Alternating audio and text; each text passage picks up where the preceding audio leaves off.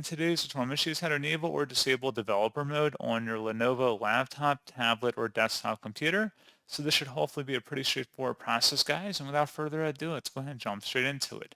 So all you have to do is open up the search menu and search for settings. Best result, should come back with settings here. Go ahead and open that up. Select system on the left panel, and then on the right side, you want to scroll down and select the advanced option. And then scrolling down again underneath for developers, developer mode, install apps from any source including loose files. Toggle this on or off depending on your preference. You will likely need to restart your computer for the change to take effect. And that's pretty much it. So as always, thank you guys for watching this brief tutorial. I do hope I was able to help you out, and I do look forward to catching you all in the next tutorial. Goodbye.